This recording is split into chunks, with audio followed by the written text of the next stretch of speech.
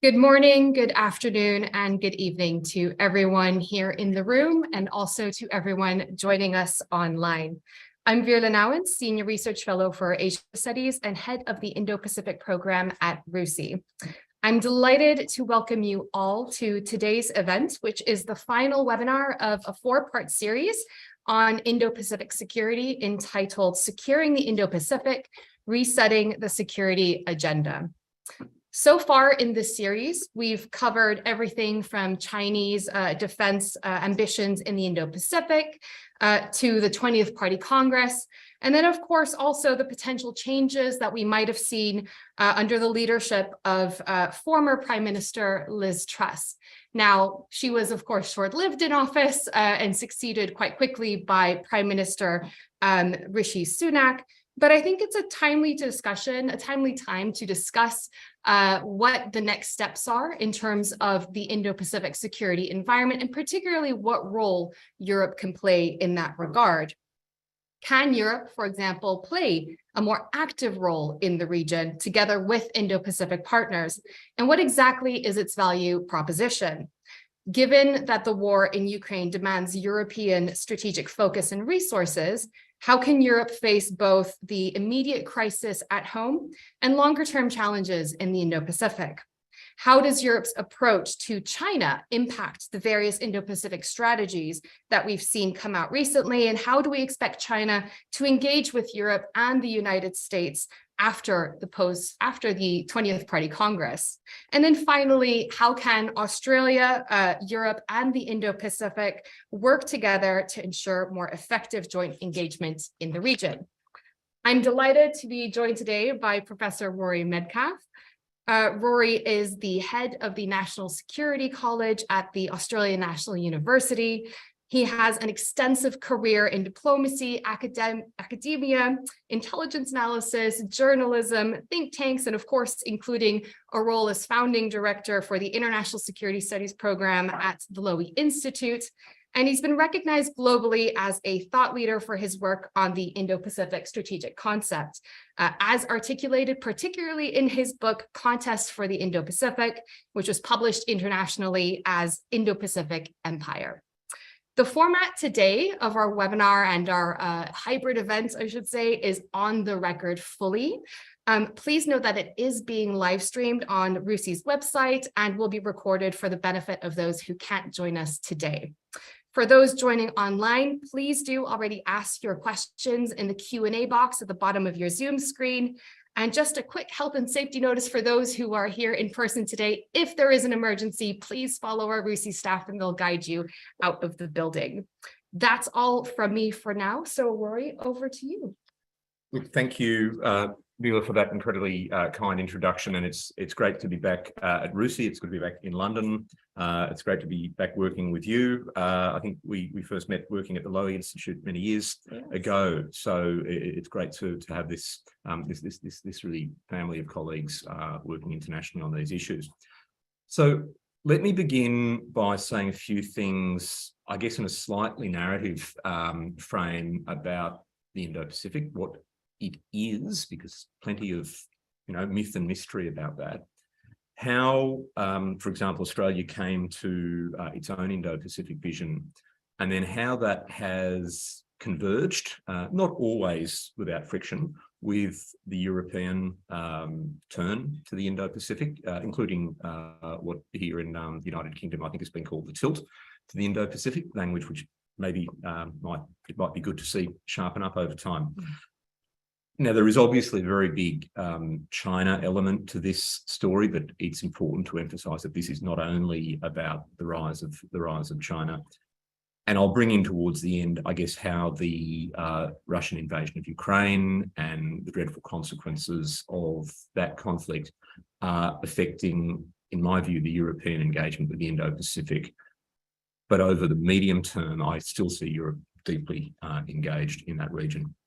So to begin with, let's dispel a few myths about the Indo-Pacific idea, if I may, and thank you for referencing my book, which I think is still reasonably up to date on this topic, but it is a very fast-moving field.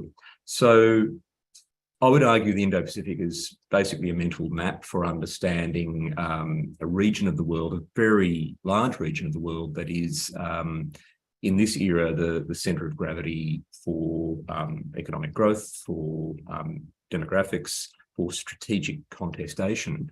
But importantly, this is a region that is defined by connectivity. It's defined by its connection with the global system. It is in my view, primarily maritime region, hence the name Indo-Pacific. And it's really important to think that the Indo-Pacific is not, in a sense, it's not a substitute for Asia. It's not as if by talking about the Indo-Pacific somehow we're, sidelining the place of Asia in the global strategic system. In fact, the Indo-Pacific is a maritime system with an Asian core, and I would argue that maritime Southeast Asia is almost in every sense the core of the Indo-Pacific, and that includes the South China Sea. But it's a region that is not Asia alone, and it is defined by those connections to clearly the economies of East Asia, Southeast Asia, South Asia, through to Europe and the Middle East.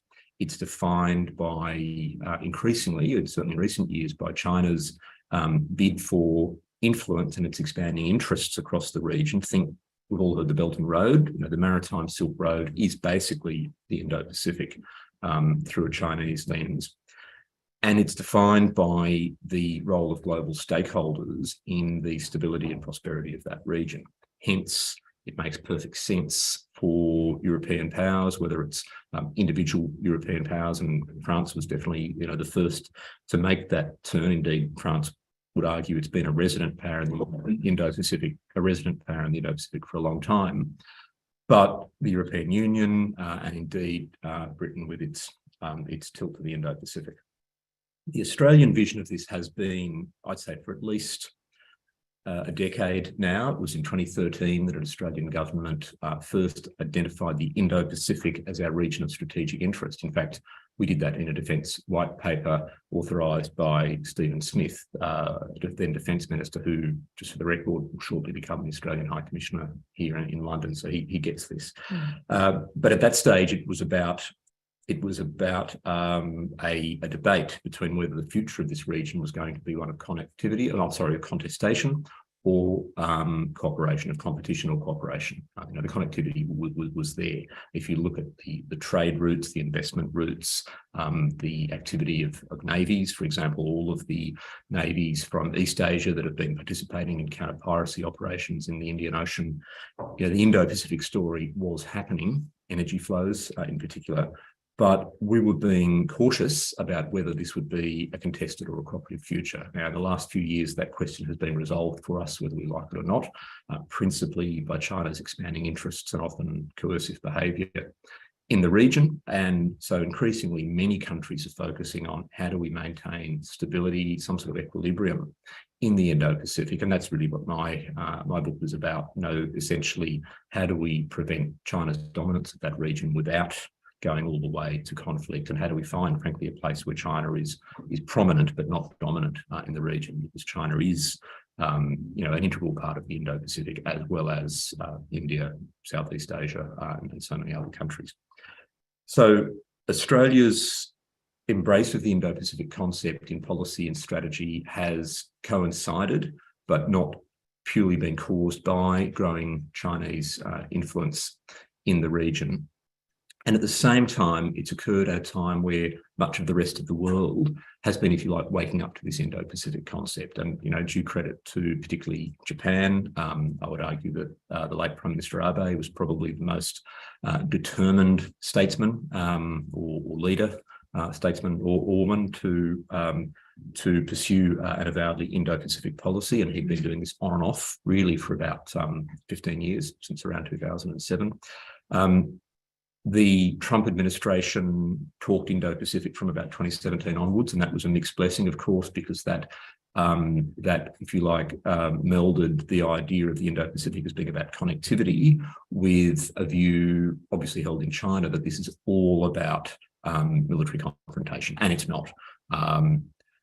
But on balance, with the European interest in the Indo-Pacific in recent years, I think we're coming to a much more sophisticated set of views about the region. ASEAN, really led by Indonesia, developed its own so-called outlook on the Indo-Pacific several years ago, and that contains in it very clear principles, including about sovereignty, the rule of law, mutual respect among nations, non-coercion and so forth, which are very much present in the European strategy documents and which are there in the views of Japan, the United States, Australia, India, the Quad countries, and we can come back to the Quad later on in the discussion, I'm sure. So I would still argue there's enormous scope for convergence of Indo-Pacific visions.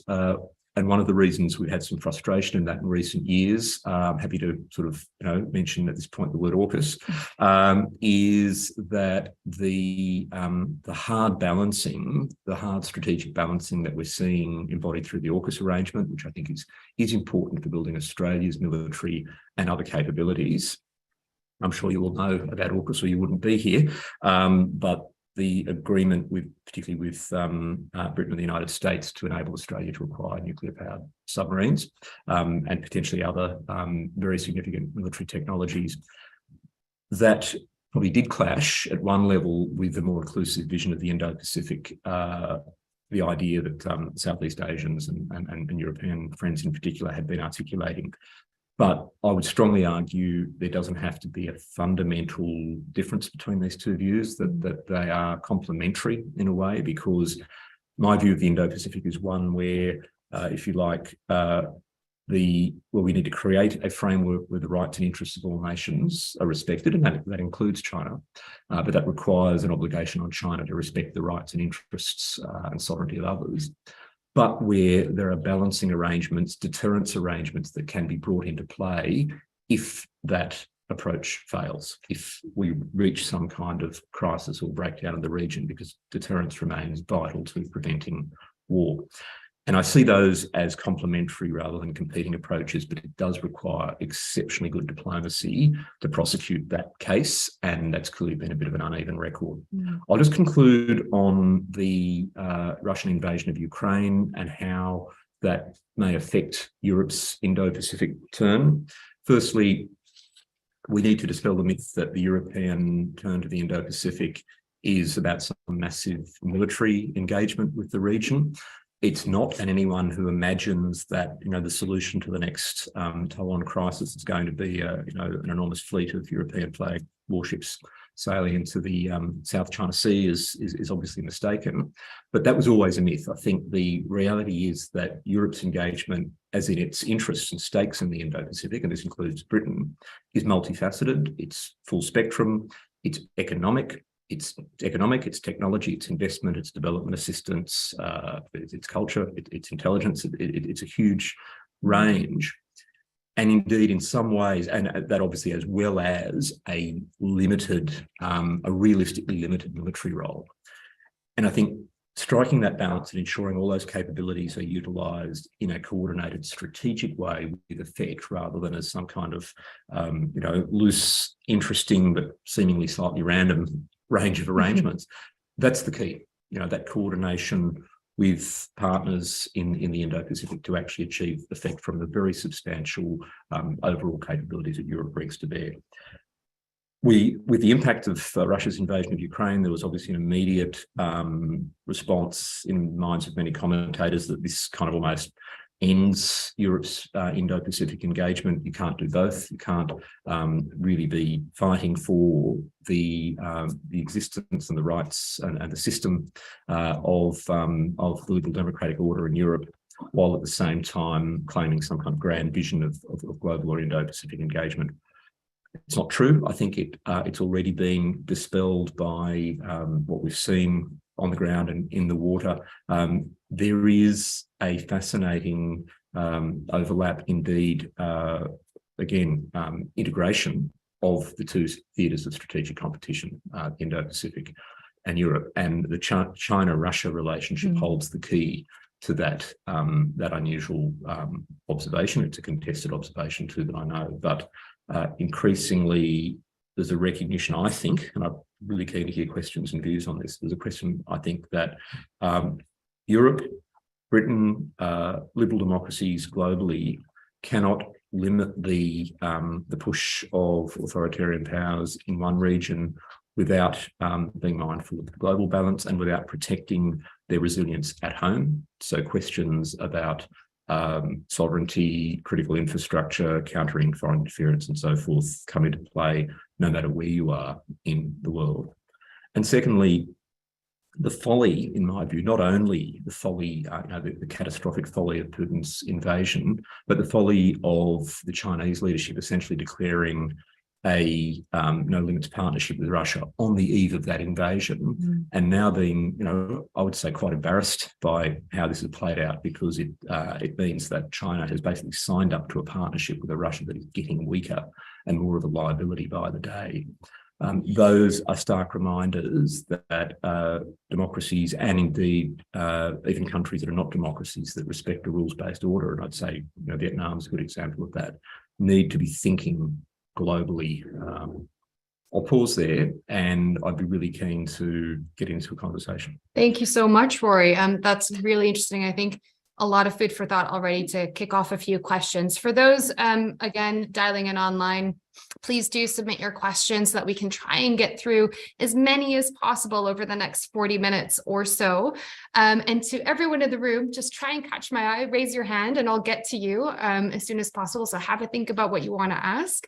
But maybe just something to start off with, Rory. I mean, you mentioned there needs to be kind of, an extremely careful approach to coordination, and that's absolutely key. I mean, how do you see that working out at the moment? Where are we in terms of coordination? It depends who we is. How about the transatlantic, maybe plus key partners like Australia? I'll come back to that. So I mean, where I think we've seen quite an impressive approach in recent years is the Quad. So if you're looking for maybe not a gold standard, but certainly a silver standard in coordination, the Quad countries, the United States, Japan, India, Australia, and often this is not, I would argue, US-led, it really is an alignment of four equal contributors to that relationship. The Quad countries have gone a lot further than many anticipated in treating the Quad as an arrangement for delivery of global public goods. The Quad is not only, and some would argue even not even primarily, about, for example, the military cooperation that the four countries have theoretically in parallel to the Quad, the Malabar exercise. But it's increasingly focused on, obviously, health, on climate, on technology, and I think we'll see that increasingly being the case. So there are constant working groups among those countries.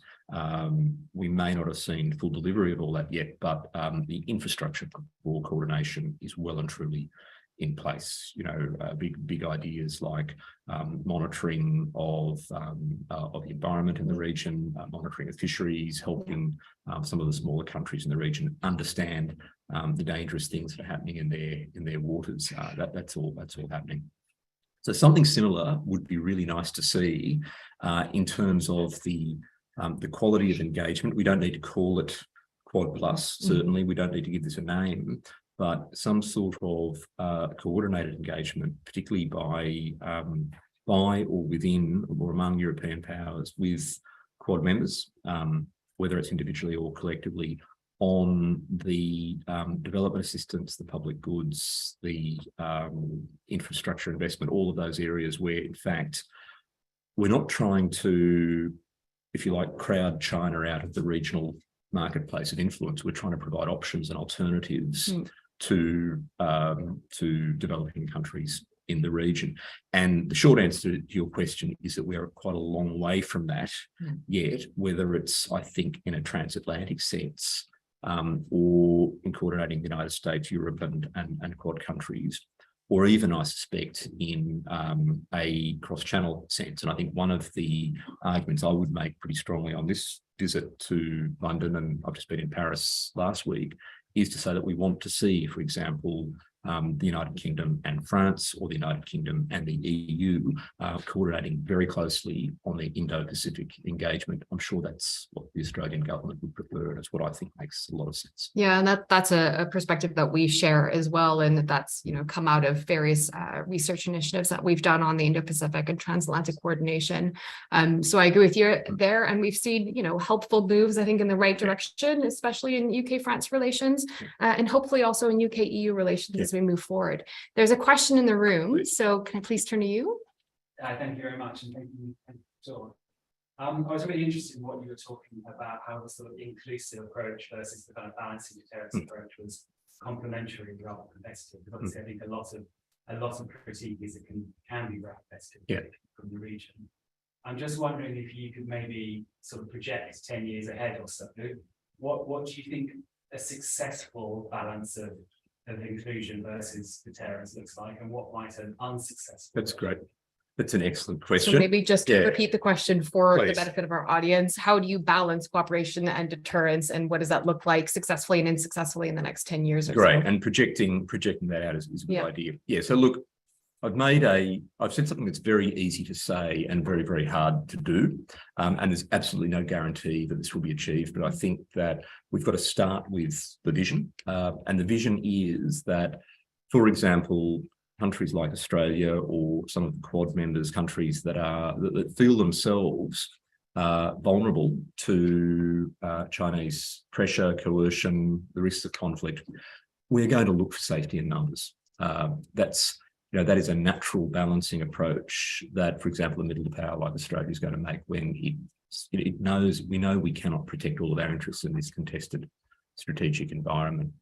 And, for a major power, there's kind of a pretty simple solution to that question. A major power will typically just keep building up its capabilities. I think, for example, if China, if China were in a different position, perhaps it would be thinking more about external balancing, but internal balancing. But China's answer to the question of insecurity in the region is to keep up the massive military modernisation that it's done over recent years, to which a lot of the hard balancing has been a response.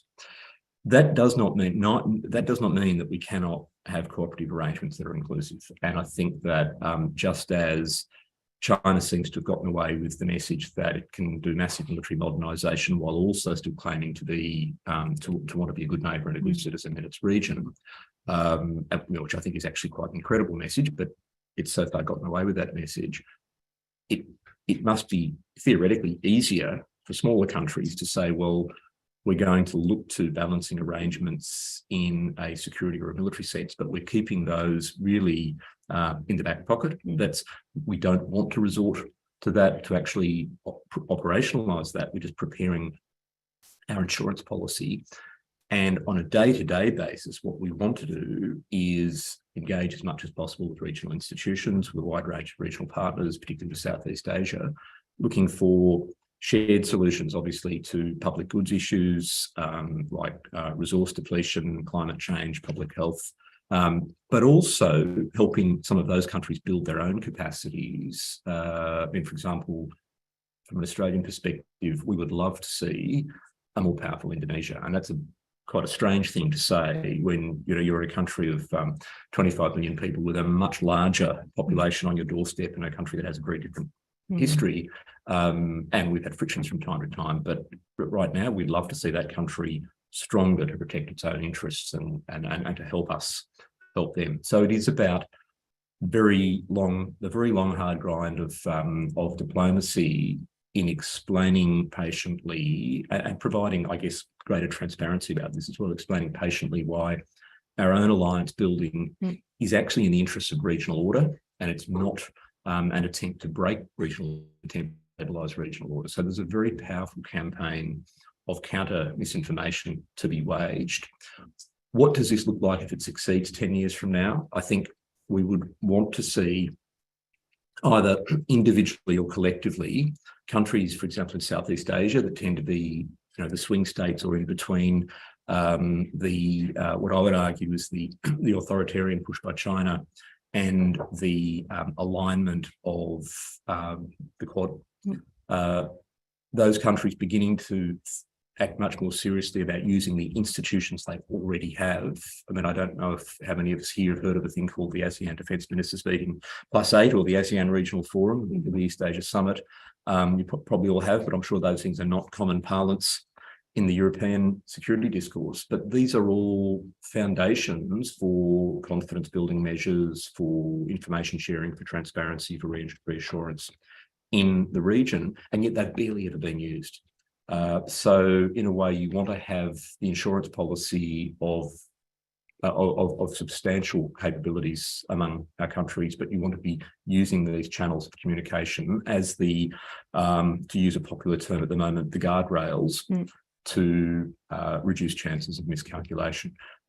That is going to be really hard, and it may well not happen. And the alternative, obviously, is that not that we fail to reconcile inclusive and exclusive visions of the Indo-Pacific, but in a much more blunt way, things break down. You know, so you have a crisis, or one of a number of crises, whether it's a Taiwan crisis or Chinese aggression against Taiwan or some other confrontation in the region that gets out of control. And even if it doesn't lead to war, it leads to a fundamental breakdown of any semblance of order in the Indo-Pacific. And I do think that that is unfortunately a plausible possibility. Do we have a question, another question from the room? Thank you very much.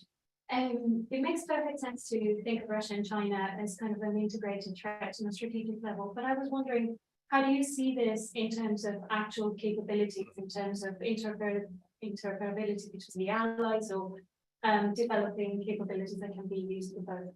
Yeah. Thank you. And I think, you know, I'm someone who's actually come reluctantly to the view that China and Russia are very closely aligned because, you know, we know the history of mistrust of one another. We know that in different circumstances that would actually grow again, and that China is, for example, overwhelmingly a stronger player there. I don't think that there's a serious expectation, and this is a good thing, I think, to say. I don't think that we would expect that in a major war with China in East Asia or the Indo-Pacific, that, you know, you would have essentially a Russian fleet or military fighting alongside China. So in a sense, I don't think we need to see it in that quite that crude sense of direct military alignment. But there is and would be an enormous amount of enabling and support that could well go on. So I think very much more in the cyber intelligence supply misinformation spaces, we could well see those countries essentially helping one another endure the pressure, including the economic pressure that others would apply. So I don't look at it so narrowly in a kind of a order of battle sense in the Indo-Pacific. But having said that, there's an enormous amount that both of those countries could do to run very effective interference for one another. For example, the Russia-Japan relationship. You know, Russia already occupies an enormous amount of Japanese attention and anxiety with the unresolved border issue there and the constant, if you like, forays by Russian aircraft into contested airspace. So I would argue that you know, Russia could really help tie the hands of some US allies in a crisis in the Indo-Pacific. The only slight silver lining is I don't think that it's going to be quite a direct military axis. Please follow up. Yeah, sure. Is that all right? Yeah. Phrase it properly, but what, in terms of our response, what can we do to make sure that we develop capabilities that can be used on both fronts, so to speak? So that's a really good question. You know, obviously you've got a primarily maritime theatre in the Indo-Pacific, and you don't have that, thankfully, at the moment in the the conflict with Russia. So I think it's again more about complementarity. I think it's this is one reason why I'm not a strong advocate of a larger European military role in the Indo-Pacific, because in many ways, by reducing reliance on American capability in Europe, Europe's going to actually be helping America do what it needs to do in the Indo-Pacific. And I don't think that means you know, a fundamental diplomatic shift away from Europe by the United States. But I think it does mean that realistically, the United States needs to be in a position to reinforce and quite rapidly reinforce its conventional deterrence in the Indo-Pacific. And of course, sure, you can go to particular munitions that are used in both theatres and both land and sea. And I think we're already looking quite great concern at shortages of ammunition. But the argument there is simply to begin much greater redundancy in production and stockpiling. Yeah, absolutely. And I think that's been a concern that we've seen as well with the Ukraine conflict now, looking at stockpiles that we hadn't necessarily thought would be dwindling anytime soon. And now we've been cut short. And I should just also add that I'm going to sort of misinterpret your question to think about lessons from the Ukraine conflict for a potential Taiwan conflict, for example, as well. I think one of the lessons of Ukraine that I hope the Taiwanese are learning quickly is that this is not about having, grand platforms, and it's not about having lots of sort of warships and tanks and so forth. It's actually about having that ability to resist on a day-to-day basis, porcupine sort of pinpricks, small scale, but en masse, to make invasion not worth the effort. And I think there's also a European role, in the diplomatic, economic, information space as well around a conflict like Taiwan. Yeah. So, that kind of signaling and alternative measures that Europe could, I think, more easily engage in are certainly valuable and worth exploring. I have a question about Taiwan specifically. In terms of an Australian perspective, yeah. How concerned is Australia about the rising tensions across the Taiwan Straits, and what are they looking for from partners? So, and of course, not only Australia to be looking to partners here, it's Taiwan, it's the United States, it's others. So I'll just put a bit of context here. I think some of us will be aware that this week's been quite important in Australia-China relations. Our Prime Minister met with President Xi a few days ago on the sidelines of the G20 in Bali, and that's the first time in 6 years that an Australian Prime Minister has met the leader of China. So there's at the moment there's a kind of temporary stabilisation in the China-Australia relationship after years of great friction and Chinese economic coercion and very strong Australian pushback, which remains in place. That does not mean that suddenly we think the future of the region is rosy, because you're right, Taiwan has become front of mind this year. And I think it still is front of mind quietly in the Australian strategic community, even in the Australian business community. Why is that? Well, I think there's been this fundamental realisation in the last 9 months that major war is real. That may seem like an obvious statement, but in Australia, as in so many other places in the world, and I'm sure it's the case here in London, and certainly has been in Europe as far as I've seen, the idea that major war was obsolete has persisted. And it's one of those pieces of wishful thinking where, business elites will often, imagine the future that they want rather than realistically look at the plausible futures that are coming and not be willing to face the fact that there could be a fundamental collapse or breakdown in markets and supply chains. So, without sort of revealing the confidences of any particular discussions, it's fair to say that from a lot of informal consultation with business communities in Australia and also to some extent in Europe, everyone's wargaming Taiwan now. And that's extraordinary, actually, that business communities almost everywhere are beginning to think, and maybe it's more advanced in Australia than it is in Britain, I don't know, but are beginning to think, not in moral terms, because most businesses don't, but to think, what are the risks? What are the consequences? What are the plausible scenarios? Yeah. What are the risks that we can't control? What are the risks that we can control? How do we prepare? And that's prudent. And I don't think that thinking actually necessarily changes what's going to happen in the future. But I would like to think that if there could be some greater collective signalling of that anxiety by the international business community, that's not a message to say to Taiwan or the Taiwanese people, don't care for your interests or identity or democratic system. It's actually a signal to the Chinese leadership to say, just as we cannot and you could not anticipate the catastrophic consequences of Putin's invasion of Ukraine, how can you anticipate the exact consequences of aggression against Taiwan? it could well be that a kind of informal economic deterrence then comes into play, and that may play out through signals of business already beginning to be very prudent about its investments in China. It may it may come through businesses already looking much more clearly, as I think is happening in Europe, to the welfare of their nationals who may be doing business in China, or indeed in Taiwan as well.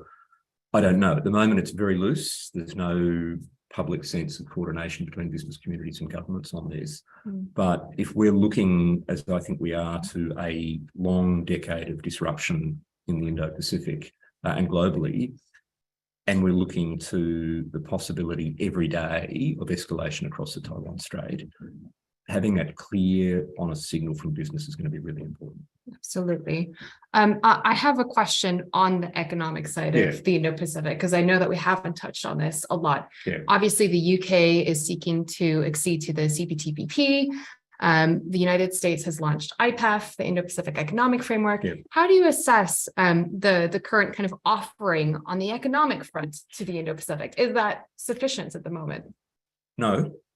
So, you know, the way I describe in my book, The Contest for the Indo-Pacific, and it's not the original observation, is that we've got a multi-layered competition for influence going on, and the dimensions are military, the dimensions are what I probably call geoeconomics. So it's, you know, the use of economics for state leverage.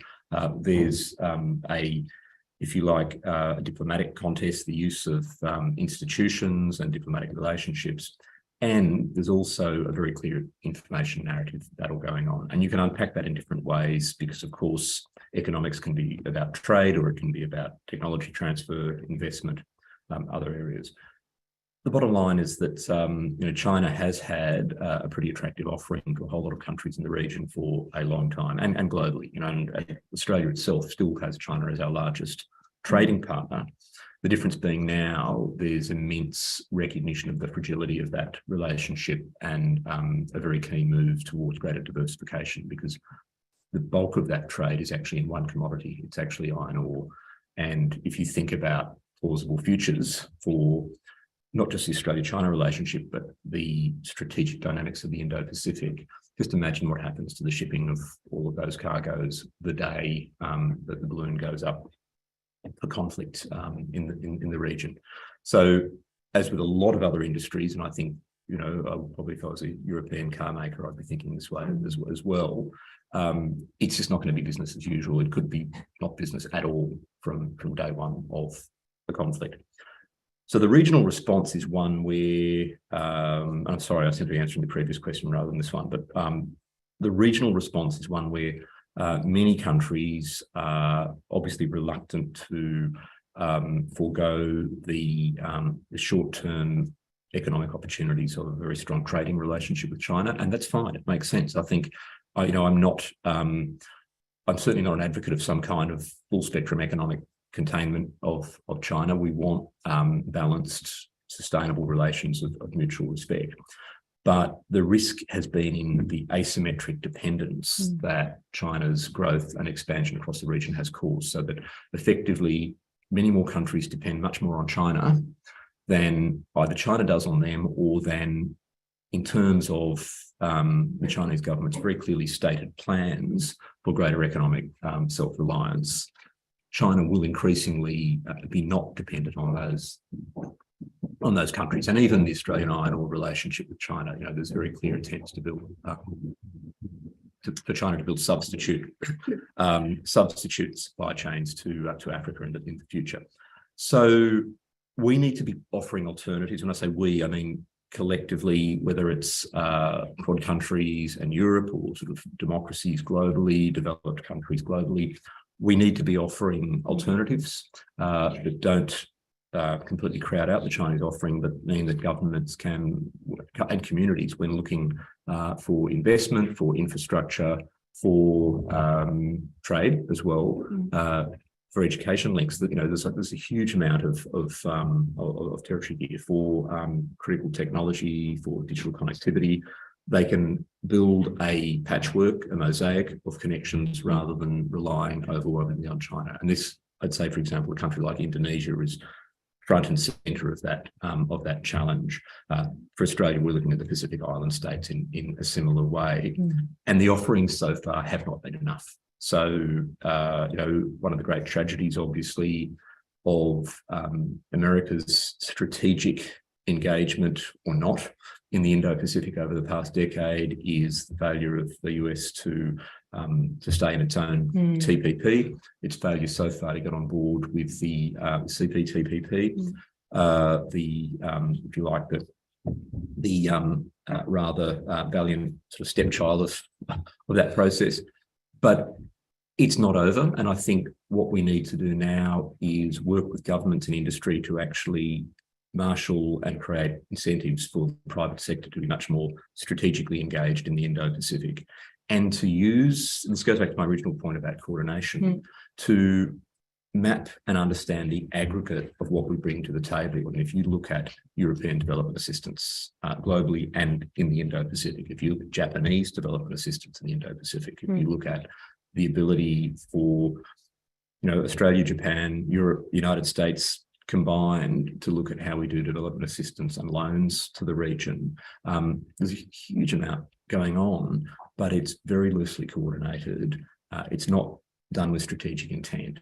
And in a sense, you can do this stuff without necessarily having grand new treaties or brand new frameworks, and do it in such a way that it provides signals to industry. So I think that's where hope lies at the moment, but it's going to require a much more concerted diplomatic and bureaucratic infrastructure on our side than collectively than I think we've had so far. Absolutely. There's a question about India, that India has actually not been mentioned very much so far, and I know this is a particular interest of yours. So a few words on India and the region. Yeah, no, look, that's fine. I mean, I think one of the great, the many myths about the Indo-Pacific is it's all about India. And in fact, the Indo-Pacific is as much Indian Ocean. It's almost as much Indonesia as it is India, because the Indo-Pacific is about the connectivity of that two-ocean region. But of course, the rise of India is another of the major factors in defining the modern Indo-Pacific. And my view of India is one where it is part of the solution to regional order, but it's certainly not the whole solution. And there's sometimes been a misunderstanding that in a country like Australia, we've turned very enthusiastically towards India because that's our glorious substitute for China as an economic relationship, for the United States as a security relationship. Of course, that's not the case. India is a highly self-interested power, as it should be, with enormous responsibility to what either is or will very soon be the largest population in the world. And we need to engage India as India rather than imagine India as some hardcore strategic ally. So I think on balance, India is going to be far and away a net benefit to the pursuit of a stable order in the Indo-Pacific. I think that means that we should work with India on, for example, a range of ways of balancing Chinese power and providing alternatives to China. China has lost India. I think it's the great folly of Chinese policy in recent years. Over the last 15 years was that I think China lost the opportunity to effectively neutralise India as a strategic rival in the region. It hasn't done that. It's alienated, a generation of Indian youth, and a generation of Indian youth is a lot of people. And I think Indian nationalism and India's growing capability as a self-respecting power is actually not to be taken lightly in the years to come. I think working with India on those other areas, I mean, for Australia, it's, for example, looking at the delivery of public goods in the Indian Ocean. It's creating a shared maritime operating picture with the Indian Navy and Indian Coast Guards, because I think if you really want to, if you like, prevent Chinese hegemony over the whole Indo-Pacific, the Indian Ocean remains vitally important, and India is the key to keeping that secure. But I'll just conclude on this point. I don't think we need to conflate all of this with imagining that India is going to be perfectly aligned on the values front with everything that liberal democracies do and say. And so I know that the Russia-India relationship during the Russian invasion of Ukraine has been a real difficulty. I understand where India is coming from in terms of its need to maintain military capability that it can use to deter Chinese coercion, and that means actually, to a large degree, Russian military equipment. That I think will change over time, and I think there is now an acceleration within India to move away from Russia there, but it's going to take time, and we need to help the Indians on that path. Right. One question on ASEAN, but also on the UK. We've seen over a year now, March 2021, since the integrated review came out, and of course also within that the UK's Indo-Pacific tilt.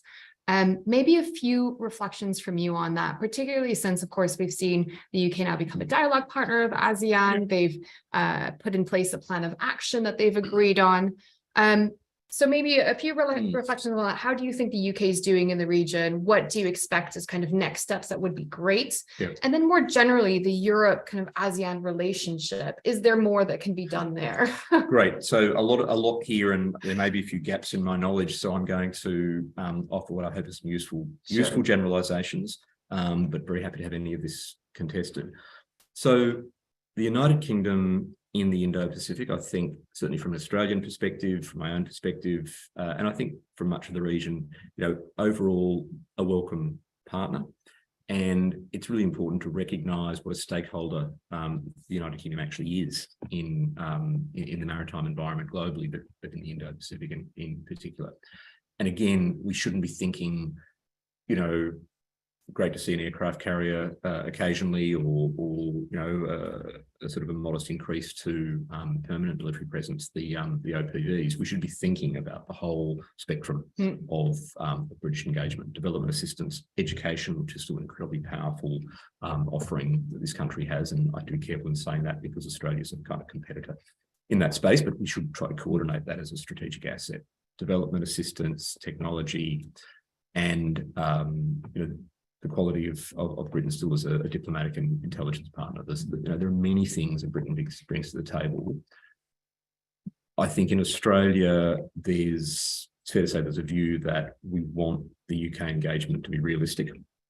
I would say, and have said the same about others on this side of the world. I think the same applies to the French and EU engagement in the Indo-Pacific. So, don't promise more than is realistic and more than can be managed with other commitments globally. Look creatively at harnessing those non-military strengths and perhaps coordinating them with Britain's credibility as a security actor, which I think has actually been reinforced by the role in supporting Ukraine this year and the really effective role of the UK intelligence community in that regard. Coordinate with not only Australia or indeed with the United States. I think it's a mistake to see AUKUS as a piece of the strategic architecture in the region. AUKUS is a capability, technology sharing arrangement, a capability building arrangement among three countries where there's very deep trust and capacity to deliver. It's not a security alliance. And it would be a mistake, for example, to expand the AUKUS brand to do things in the region, either bilaterally or trilaterally, that are about all of those non-military or non-technology arrangements. I think instead work in creative configurations. What can we do? What can the United Kingdom do with individual or groups of Southeast Asian countries? What can you do with Japan or with India? What can we do with Europe alongside as well? And then take stock. I think do this in a way that has probably a little bit less politics and a little bit less flag waving than we saw under the Johnson, under Boris Johnson, and that is simply more about quiet delivery and quiet achievement alongside others. And that I think will help ensure, for example, that whatever the future political dispensation in this country, you have continuity of Indo-Pacific engagement that is about reinforcing a stable multipolarity in the region. That's really interesting, the point on having a quiet diplomatic approach as well, because, there is a school of thought that we haven't been strong enough in visibility, that our narratives haven't been promoted enough, that the West more general, if we want to use that term, needs to be a bit more comfortable at being bold at promoting what it's doing. I mean, do you think that's effective in the region? No, so I think when I say quiet, I don't mean silent. I mean, I mean quiet and respectful in a way that, I mean, look at the way, for example, that the Australian government has engaged with Southeast Asia and Pacific in recent months, where we've almost commenced this new phase of our engagement with a listening tour. And you can't just do a listening tour and then say you've solved the problem. That has to be a precursor to an enhanced level of strategic engagement. But that kind of respectful step-by-step engagement. I think, incidentally, the fact that the UK Prime Minister was in Bali this week and met with a number of regional interlocutors is fantastic. I think, for example, I'd love to see the UK-Indonesia relationship or some of those other relationships step up as a result. So I don't mean silence, but I certainly don't mean going into the region in a way where Britain can be accused, perhaps falsely, of rekindling some kind of colonial spirit. And that's a tough balancing act. It's tough enough for Australia in the South Pacific, and I'm sure it's tough for Britain or any European power in the Indo-Pacific. But don't underestimate, going to your question about ASEAN and Europe, don't underestimate that there is also a latent respect for, I guess, the European model in Southeast Asia. ASEAN elites, and you may have seen this opinion polling, but interesting opinion polling about ASEAN elites. Who do they trust and where do they have respect? They still admire, despite all of its problems, the success of the EU as something of a model. There's also, Brexit aside, there's also respect in Southeast Asian elites for what Britain has to offer. I think whether it's Britain or Australia or the United States, it's pretty clear what the educational destination of choice would be for elites in Southeast Asia and much of the Indo-Pacific if it was a genuine opportunity that they could take instead of what's increasingly being angled in front of their noses by the Chinese system. So play to those strengths in a very contemporary, inclusive way, I would say. Excellent. We're nearing the time, but we've got 2 questions from the audience. So you first. Is there any sense in Australia of the Chinese lodgement in the Solomons as a specifically Australian foreign policy thing? Good question. I'd offer a kind of conditional yes to that as an answer to that question. I think one of the mistakes of any country in looking at how we engage with China or how we, if you like, set limits to Chinese power in the region, because it is this certainly expanding security actor, even if its economy is not growing the way it was, the Chinese security footprint in the Indo-Pacific is really growing at a quite extraordinary rate. I mean, it's fair to say that there is a kind of neo-colonial flavour to that. If you look at the Chinese footprint in the South Pacific or into Africa as well, a lot of this is not, to be fair on Beijing, a lot of this is not, if you like, what you'd call military aggression. It's much more economic engagement that will come with strategic strings attached in time. And so there are successes and failures everywhere in managing this. I think the Australian view of China in the South Pacific is, firstly, of course, we're not looking at somehow trying to exclude any one country from playing a role in that region. Developing countries in the Pacific have every right to seek development assistance and investment in infrastructure and education from wherever they can find it. It's a collective endeavour to build that region. But it's also in their interest to do all of this with their eyes open and with maximum transparency and understanding of actually what the true costs of some of this engagement is. And when the economic and development assistance engagement now comes with a security footprint, and for the for the benefit of viewers or listeners who may not know the full details of this, the shock that came to the Australian system earlier this year was to sort of effectively wake up and find that Solomon Islands, a relatively small developing island state in our neighbourhood, had concluded or was concluding a security agreement with China that was quite open-ended, that involved language that potentially allowed and allows China to do policing on the streets of that country, to arm and equip the very limited security forces in that country to conduct not only warship visits and Air Force visits, but effectively move towards a basing footprint, even if it doesn't call it a base, access arrangements. Yeah. All of this in a very strategically sensitive location in our near neighbourhood, an area where we were not thinking about strategic risks since about 1941, when, with the Americans, we fought Imperial Japan there. So it was a failure. But my understanding is that there have been plenty of other successes. This isn't the first time that China has attempted this kind of thing in the region. It's just this is the first time that effectively, collectively, we failed to prevent it. And it's not just a failure for Australia. It's a failure, I would argue, for the sovereignty of governments in that region. It's a failure for New Zealand. It's a failure for Japan, the United States, and others. The good news is that it's not too late. The contest has kind of only just begun. China followed that up with an attempt to build a similar agreement for 10 South Pacific countries in short order. So there was a bit of hubris involved, overconfidence, and that was thwarted. One of the joys of any multilateral organisation or any grouping of states is that consensus is almost impossible, and China did not get consensus. And in fact, there's now, I think, much stronger resistance and suspicion from governments and civil society in the Pacific as to China's intentions. And that's why it's such a good opportunity now for so many others to begin offering alternatives to those countries. The fact that Australia, under our new government, has adopted much more of a mainstream policy on climate change from the sort of the very conservative position we held previously helps a lot in rebuilding the trust and credibility with those countries, to say to them, we're here to help you protect your interests, your security, the way that you see your security.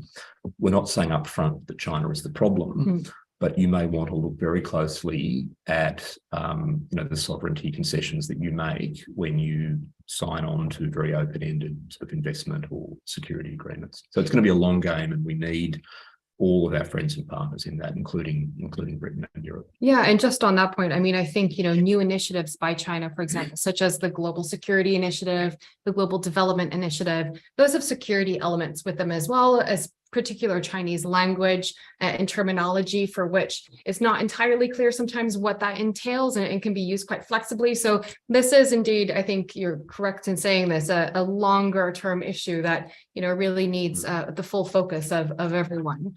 We have another question in the audience. Hi, thanks for your talk. If I may, I want to ask about Taiwan's issue, because I think after the outbreak of Ukraine-Russia conflict, then we are having more concerns about Taiwan issues, and there's a lot of talk like today talking about the Taiwanese issue.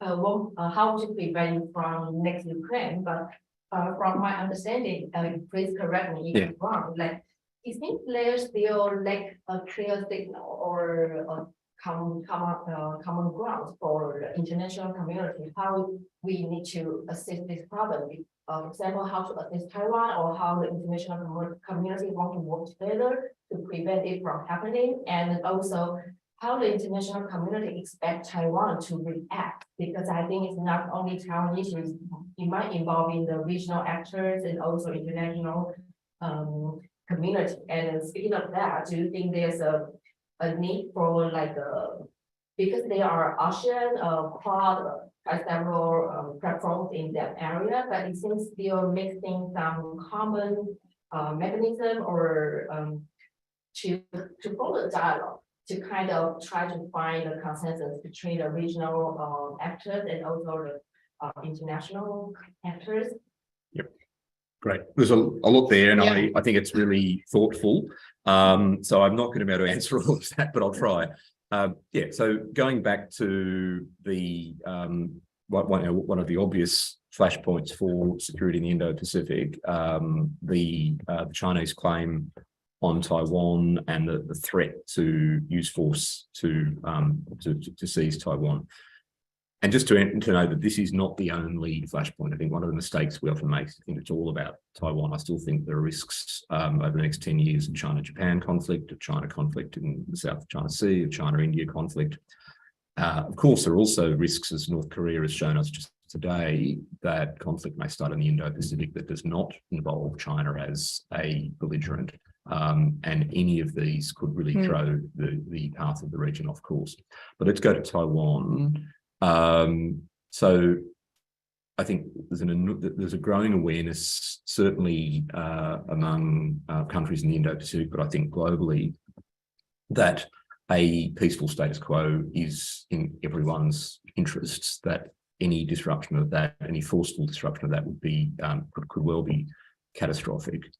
And as I said before, economically catastrophic, even if it doesn't go to full-scale war, because I think on balance, there are a number of steps and firewalls between conflict beginning and the kind of really great escalation that many of us would obviously be concerned about. What to do about that? I think firstly, there are some creative solutions that haven't fully been explored yet. That Taiwan, as I understand it, is recognised as an integral part of the economic order in the Indo-Pacific and globally, and you can hold that view regardless of what you think about Taiwan's right to self-rule. And as an integral part of the regional and global economy, it makes great sense to bolster Taiwan's resilience because a lot of the threats that have been made against Taiwan are economic threats, not just military threats. So including trade, but also in supply chain, but also cyber threats and threats to critical infrastructure. So it makes enormous sense to find ways to bolster Taiwan as part of the regional and global economy and to build that kind of resilience ahead of any potential conflict, but also just because I think Taiwan is such an important economic partner, and often underrated, understated economic partner. And obviously, semiconductors is high in that hierarchy. In terms of coordination, though, I guess we're looking at two levels. If we're looking at the level of military deterrence to prevent, I think, the Chinese leadership doing a really foolish and self-destructing thing and launching military action, then of course the role of the United States remains absolutely key. And the role of the United States plus allies and partners remains key. So Australia and Japan, I think, matter a lot in that regard. There's a second tier question of what role others would play in military deterrence or in security deterrence broadly, because that does include cyber and intelligence. It's not just kinetic. And I think there's an open question, which will become much more important in years to come about the role of Europe and Britain in that regard. As I said, I don't see a direct military role on the ground or in the water, but if there were to be some sort of global confrontation based on Taiwan, of course, allies are going to look to allies. It's a really interesting question as to how NATO would see this, for instance. And then there are countries like India, which I don't think the Quad's going to suddenly turn into a magical military alliance over Taiwan anytime soon. But again, if India plays a role, essentially it's securing the Indian Ocean and those sea lines of communication, maybe there's a role there that countries like Britain and France would quietly be involved in as well. This is all going to actually help prevent a Taiwan conflict from becoming a wider regional conflict, and in fact limit China's options to coerce Taiwan. Because if this becomes a conflict of blockade and counter-blockade and counter-blockade, it does become something that involves all the global players. Finally, on coordination, I go back to that question of economics, and I think that question of understanding ahead of time what the international particularly not only, but particularly among developed democracies, response would be to different levels of pressure against Taiwan, not necessarily or purely as an act of economic coercion against China, but as an act of economic self-defense for the rest of us to say that this level of threat or this level of pressure against Taiwan is going to have these consequences for our economies and for supply chains. Do you really want to go there? And I think that's a question, among other countries, I would say, that Germany is going to have to think about really hard over the next few years. We've got to begin those conversations now, because every little bit counts, I think, in maintaining equilibrium. I think that's a really good note to end on. I think we I was could have just gone winding up. already exceeded our time. So That's listen, useful. it was absolutely, I'm sure everyone enjoyed it and learned a lot. Thank you to our audience for your fantastic questions. For those of you online today, I'm sorry we didn't get to all of your questions, but we'll certainly do this again, Rory. Hope to see you in London more often. But for now, I hope that everyone can join me in thanking Rory. Thank you. And have a lovely weekend, everyone.